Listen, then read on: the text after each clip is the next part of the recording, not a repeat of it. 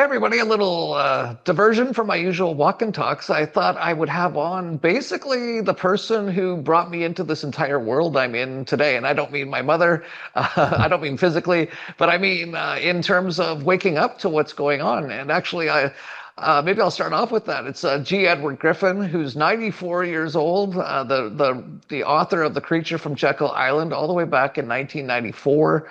And Mr. Griffin, I actually have a pretty incredible story about it. I had an internet company in the tech bubble in the 1990s, and of course, a lot of, just like today with the AI stocks, a lot of the tech stocks had this insane valuations, and so did mine. And then all of a sudden, actually, it ended on September 11th with that, and then everything started to collapse. And I ended up going from a $240 million company, which used to be a lot of money, it isn't anymore, and it basically almost went to zero, and I had to salvage it. And my partner, one of my partners with the company, tried to kill himself because, you know, our company had just gone. We thought we were going to be a billion-dollar company, and all of a sudden it was bankrupt, basically, almost bankrupt.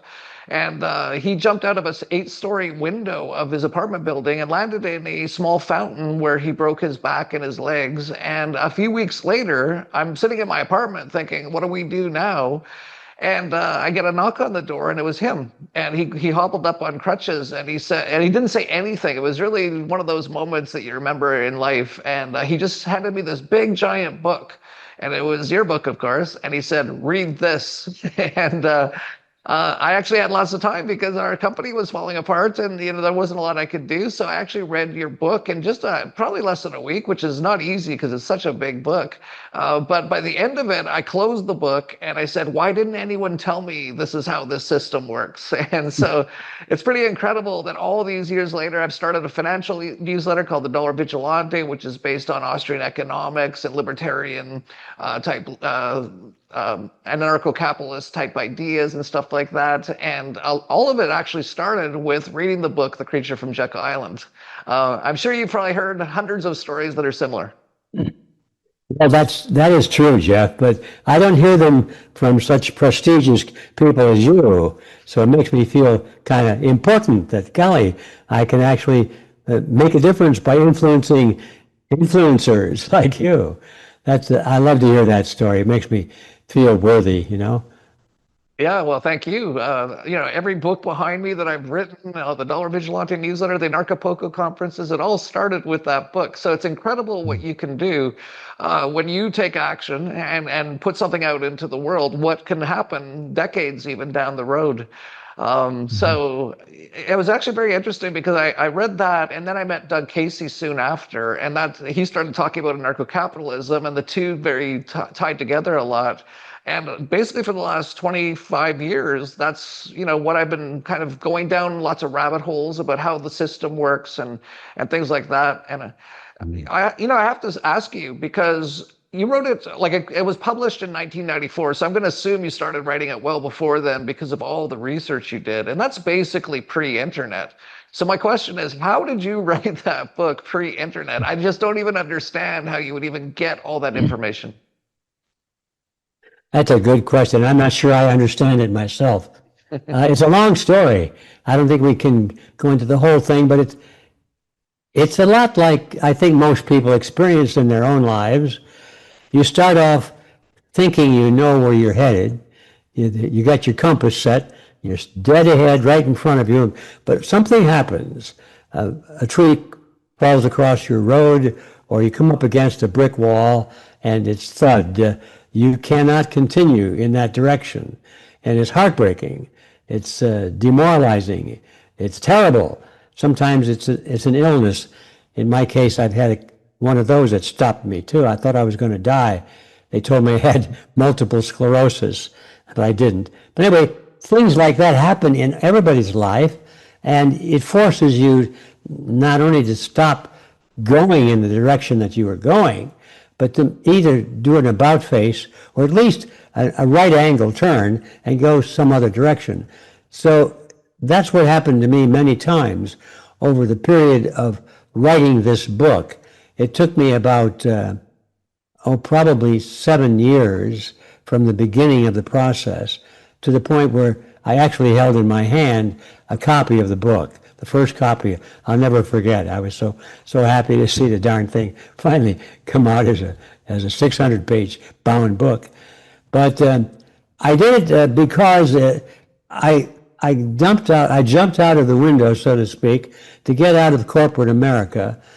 I was a young guy climbing the corporate ladder. I thought that's what I was doing, what I wanted to do, and I was doing it. And I was caring mostly about how am I looking, how much money am I making, how's the family doing, can I get a bigger, better car, do I want to take a prestigious trip around the world or something, just to impress people, that was half of it. And then all of a sudden I read this little book, little blue book written by a college professor in the West, in the Midwest someplace. And the title of the book, as I remember, was The Real Truth About the United Nations. And I was incensed because I had been to school. I had gotten a diploma from the University of Michigan. I knew all about the United Nations, where they taught me about it. I knew from the inner heart to the inner brain that the United Nations was our last best hope for peace, right? So how dare this jerk college professor say such a thing about the real truth about the UN? Well, to make a long story short, that was the beginning of an inquiry. I didn't think I would ever go back to a library again after I graduated from the university, because I thought that was more of a torture chamber than anything else. But I did go back and started to read some books on the United Nations, and I found that almost all of them, were written by people who worked for the United Nations. They were in the system, or the academics who were getting their paychecks from the federal government, and the government was all 100% behind the United Nations, and I thought that was strange. But to make a long story short, I decided to find, by golly, this professor had something to say that was true, that the UN was not what it was pretending to be. And I'll tell you just a little bit about that. I got hold of some books written by, as I said, people that worked for the UN, and one of them was a book by Conor Cruise O'Brien. Now, obviously, you can tell by his name, he was an Irishman, and he was a military guy, and he was the general, working from Ireland, of course, but he was now assigned to the United Nations during the time that the United Nations sent its so-called peacekeeping force into the Congo. This is when all the Belgians were being driven out of the country, and the country was being returned back to the people of the whole African continent. And the European countries were leaving, and that they weren't leaving because they were forced out. They just decided to leave for some reason. And so all these countries that were dominated by European colonialists, all of a sudden were reverting back to the native populations. And of course, the industries couldn't survive without the high-tech knowledge and the training that came from the Europeans. And now that they were leaving by the trains loaded, why, everything started to fail. The economy went down. There were communist insurrection bands all over the place, murdering everybody, stealing their property, killing. It was terrible all over the Congo. And so the United Nations was called in, we were told here in America, to protect the Congolese from these communist insurrection bands all over the place, and the terrible insurrection and the genocide that was going on. So the peacekeepers came. That was the first time. The United Nations had to exhibit its peacekeeping forces, so-called. Well, Conor Cruise O'Brien was in charge of that. He was the general assigned to lead the peacekeeping forces in the Congo. So I got his book, and that's where my first time happened, that my eyes were opened to see the world the way it really is, not the way it appears to be in the newspapers. Because Conor Cruise O'Brien wrote this big, thick book, and he was so proud of himself, of what he was doing, and basically this was his message. He said, now, of course, the United Nations Charter prohibits us from interfering with the internal affairs of any nation. He said, but of course, that's the reason we went, was to interfere in the internal affairs of these nations. And he said, furthermore, we went there not to protect, he didn't say this in so many words, but he made it very clear. We went there not to protect the people against the communist insurrectionists. We went to the one district in the Congo, the one province that was not having any problems at all. Their life was continuing just as fine, and that was called Katanga.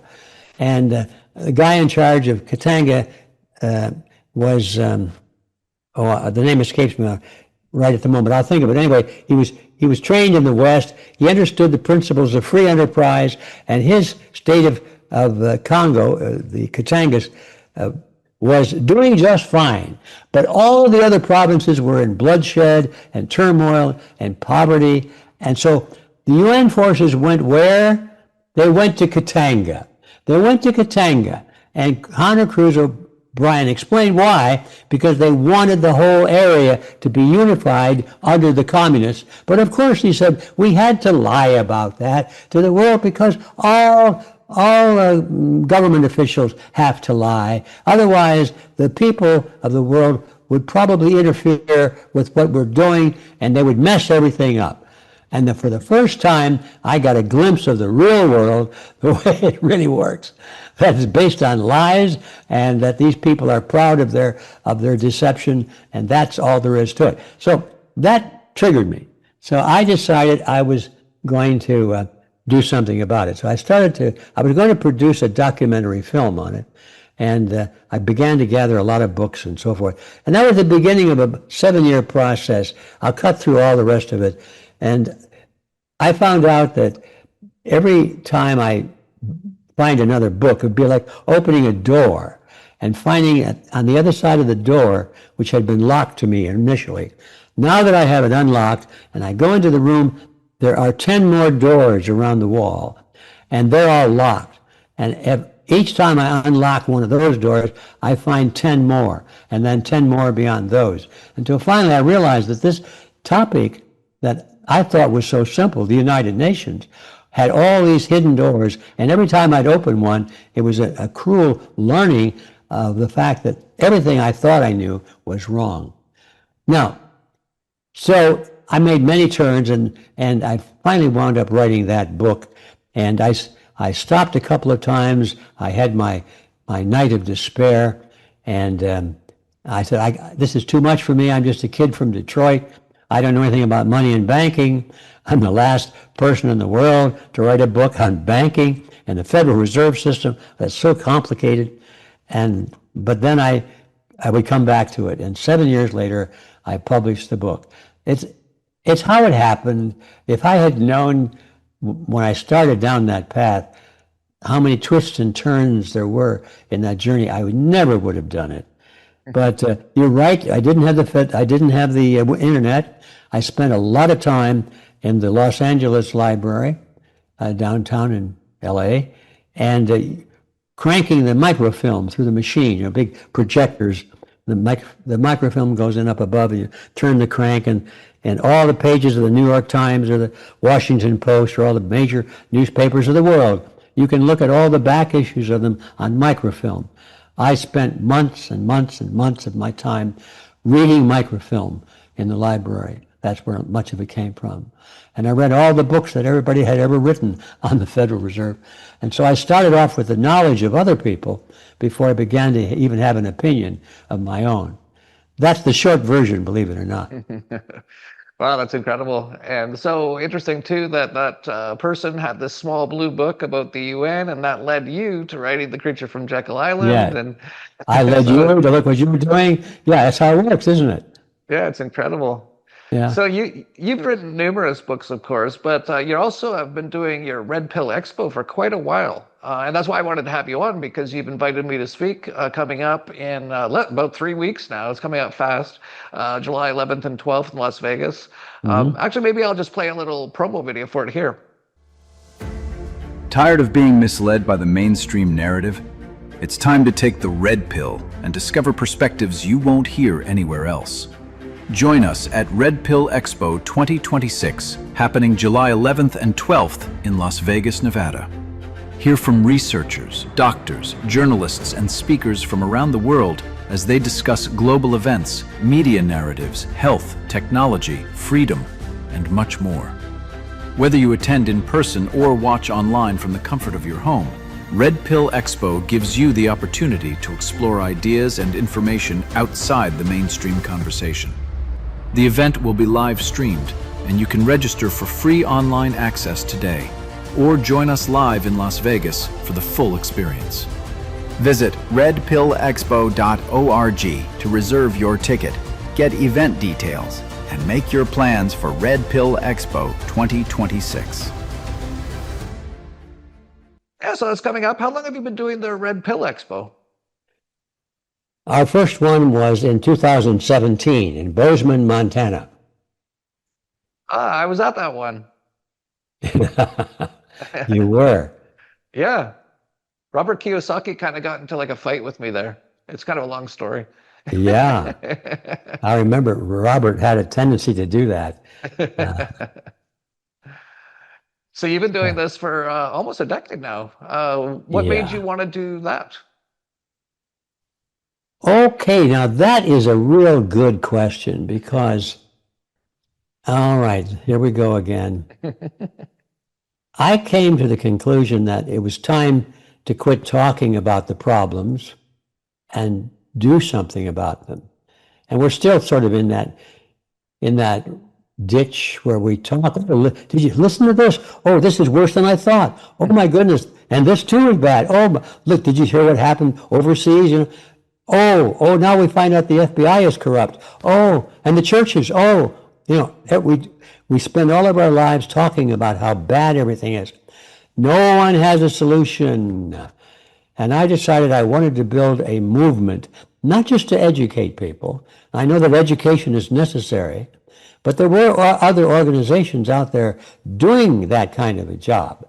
But no one was creating a movement, a coalition, which actually might do something about it and go in and do battle with the collectivists that are running the world and take the powers of the levers of power out of their hands, because as you know, and your readers and your followers know, why this cabal is running everything. They domination of most of the major governments of the world. They control the police systems of those governments, the armies. They control the media. They're in the churches. They're in the school systems. They're in the hospitals, in the healthcare system. They're in labor unions. You need to go down the list, and everywhere you go, you find that this cabal, which is determined to build what they like to call the New World Order, there's nothing to do with national interests anymore. A lot of people still think it's one nation against another. No, most nations are now united against the people themselves. It used to be nation against nation.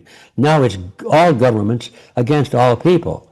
But anyway, I decided it was time to quit playing like we were still fighting national wars and faced up to the reality that it's this group of oligarchs that really have no national loyalty whatsoever, and they'll betray their nation, they'll betray their religion, they'll betray their race, they'll betray their anything except this dream of world power.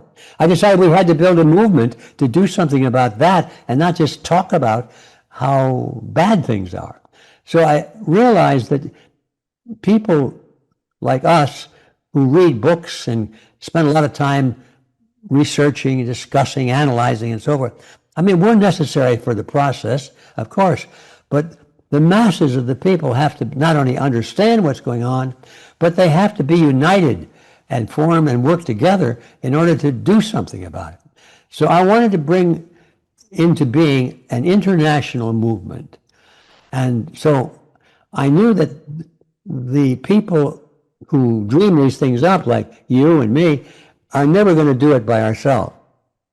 And I realized that, in my opinion, at least, history has always been written by about 3% of the population.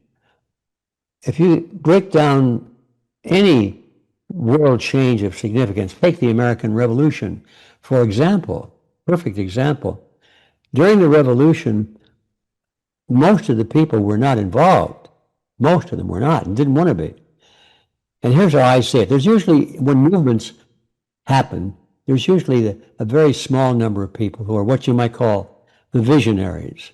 They're the original thinkers. They come up with a big plan, and it's going to change the world. And it could be a religion. It could be an ideological concept.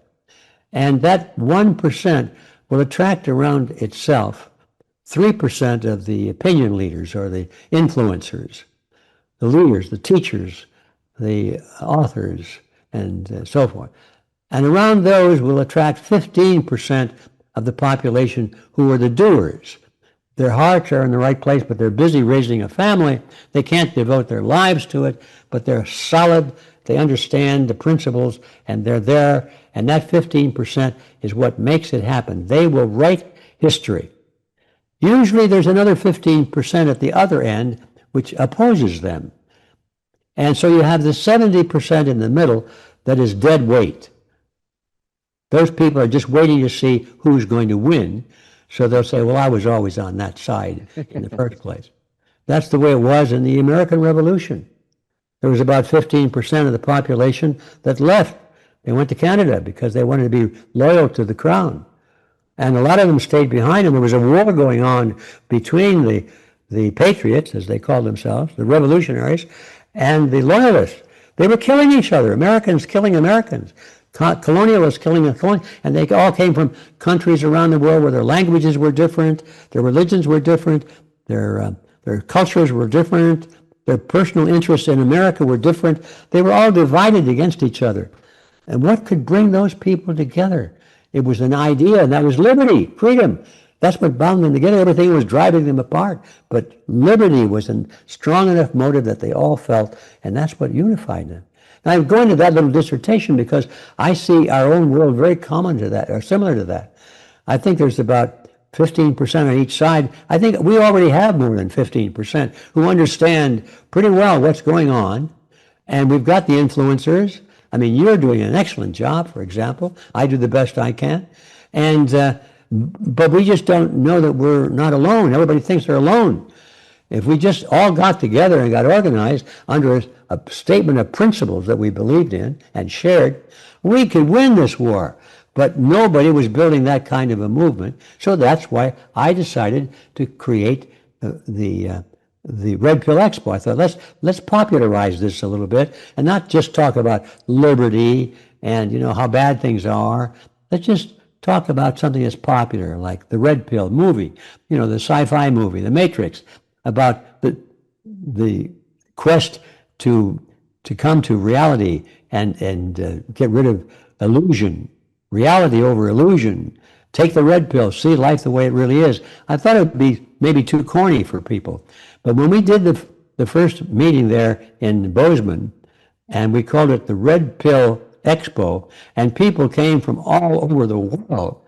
I mean, they came from France, they came from Italy, we had some from Mexico and Canada. It was a true international movement. I knew, oh, thank God, we'd hit the nail on the head. And so that was the beginning of it, and it's still where we are. Now we're ready to form actual campuses of this organization, where we have members who, what we call them boots on the ground, in every community, because you can't win a war, an intellectual war, or a spiritual war, or any kind of a war, just by sending emails. You've got to be face-to-face with people. You have to work with your neighbors.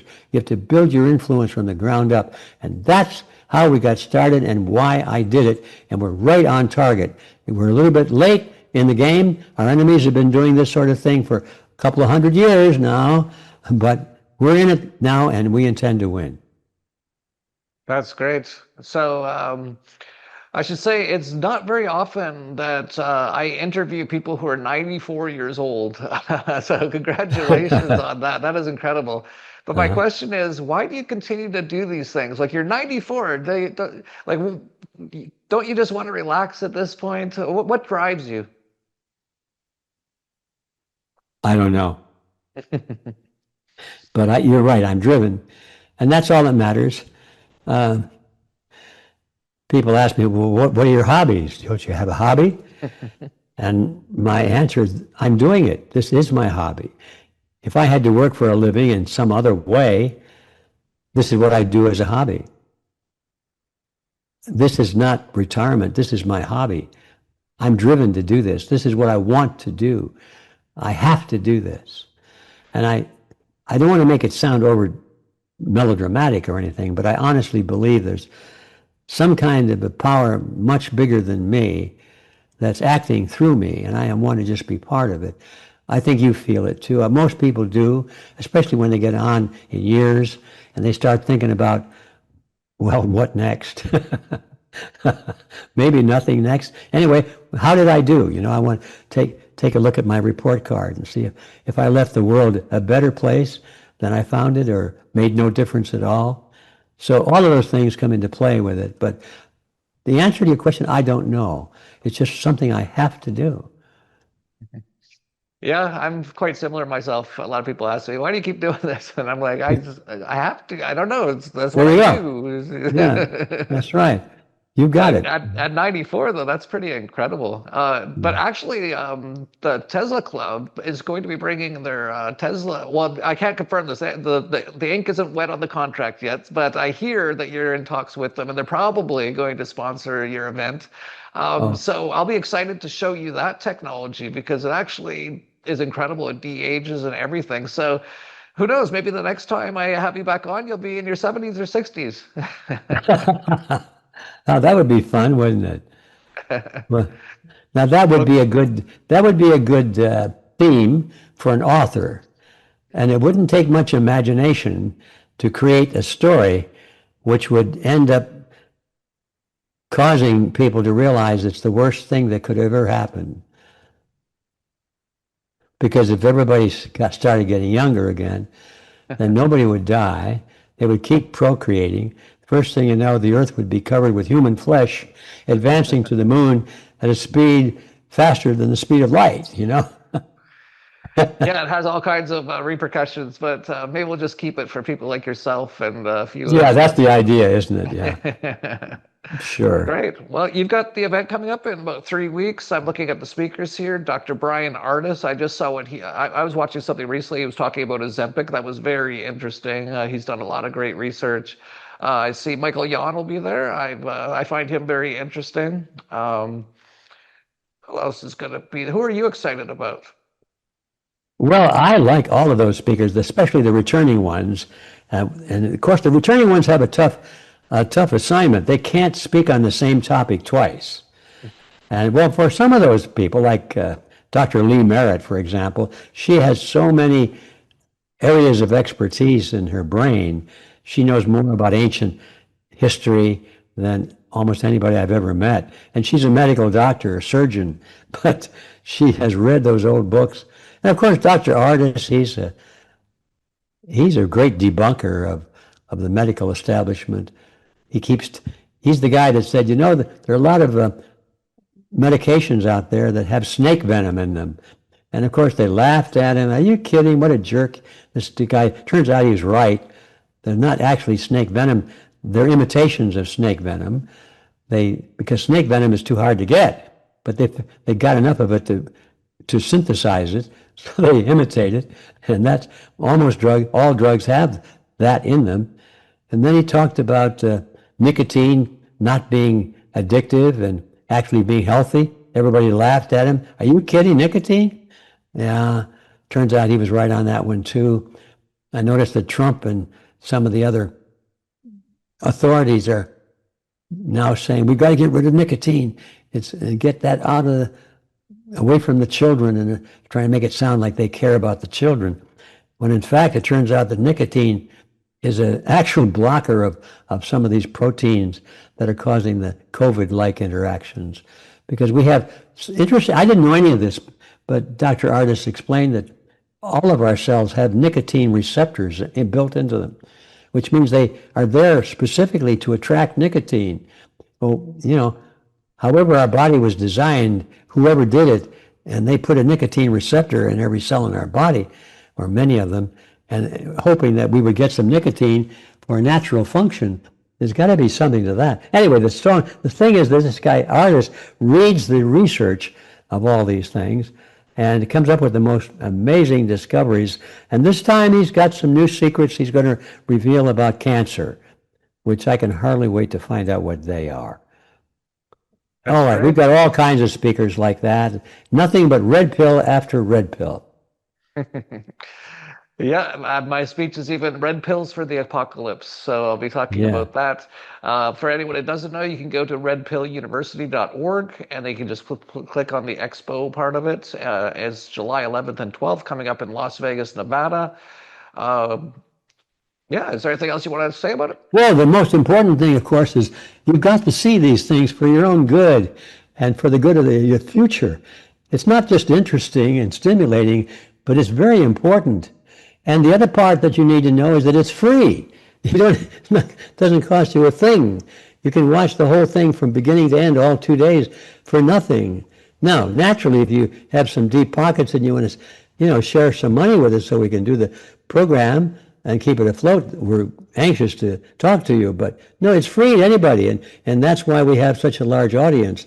The last time we did this for free, I know at one point we had well over 300,000 people online at that instant. That's a huge audience for us. And we didn't get that kind of an audience until we stopped forcing everybody to pay for it. We started, well, let's put this thing out free, see if we can cover it out of our own pockets. And the minute we did that, of course, it became very attractive to people who weren't quite sure whether it's worth it or not. So they wanted to peek in and see what it's all about. And they found out it was very worthwhile. So that's what none of our speakers are paid. None of our chief executives on our staff receive any payment for what they do. As you donate your time, you're going on your own dime. Everybody does that because, as you said, and we both said a moment, we just have to. That's all. That's all there is to it. Have to do it. Yeah, absolutely. So July 11th and 12th in Las Vegas. And if you can't make it to Las Vegas, just go to redpilluniversity.org and sign up for the free live stream, and you can watch my talk and everyone else's talk there. And I should just mention for anyone else who's in Europe and you can't make it, we're actually having our own event called Liberpulco coming up in Serbia, which is August 13th to the 15th, I believe. That's at liberpulco.com. But yeah, I'm looking forward to seeing you, Mr. Griffin. It's been a long time. I can't even remember the last time I saw you. I think it was in Colorado it was like Nexus or something. Do you recall that? Well, you were at an event on the East Coast Yeah, I came to your Hartford event. Hartford but event. I think since then, or maybe it was before then, I also saw you at a Nexus event in Aspen, Colorado, I think. Oh yeah, I was at Nexus in Aspen, yeah. And also I've been at 2 of your events. Yeah, which is great. You're always welcome. 94 years old, Oh, well, yeah. Well, I don't think of myself as 94 years. But see, the secret of my success is I married a younger woman. Yeah, well, she's only 93. Wow. She takes good care of me. Well, that's good. I'm glad to hear that. And yeah, so thank you so much, Mr. Griffin. It's always a pleasure. Thank you for inviting me, and I'll see you there in Las Vegas in 3 weeks.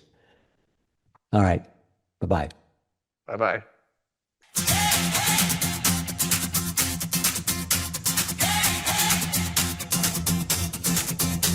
Pack bags, open roads, Serbia called. We go from Anarchapulco, heat to Liberland, Silver Beach. We came with flags and drinks, old fears we left them in, new friends at every door. Now nobody stands alone. Hands up, hearts awake. This is us to make. One big circle, one bright flame. Say it loud, say the name. Liberpulco, Liberpulco, freedom on the move, on the move.